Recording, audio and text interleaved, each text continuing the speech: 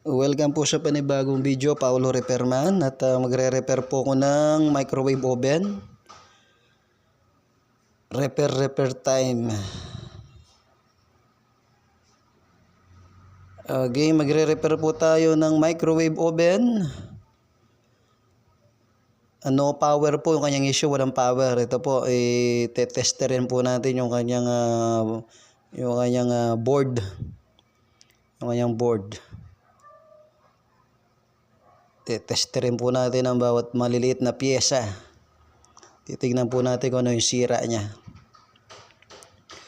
Ito po, iisa-isayin po natin ang bawat pyesa kung ano po talaga yung kanyang sira, yung kanyang anong issue niya, kung bakit di umandar. Gagamitin po natin ng panghinang. Ihinangin po natin. Tatanggalin natin yung kanyang pyesa.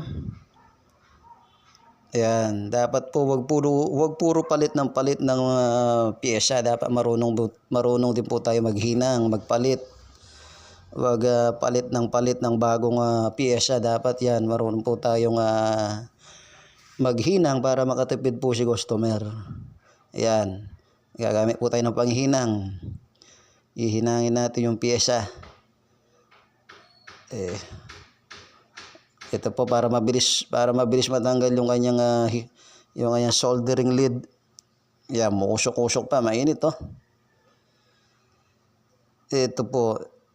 Kaya nag-live na po ako kasi po minsan lang ako mag-live ng ganito kasi mahaba, tatagal.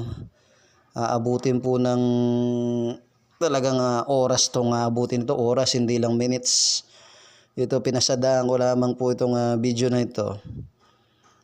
Kaya po para alam nyo po kung anong ginagawa ko sa pagre-repair. Ito po ang ginagawa ko. Hinihinang ko po yung mga pyesa niya. Inaayos po natin yung mga troubleshooting. Inaano po natin, hinahanap natin yung mga sirang pyesa.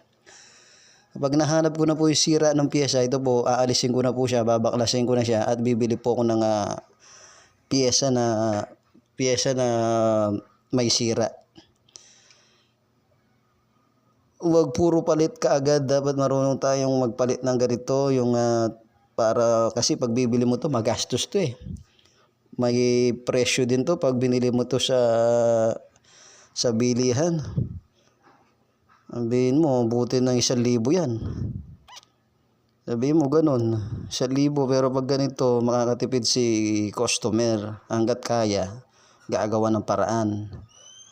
Gawan po ng paraan hanggat kaya pa.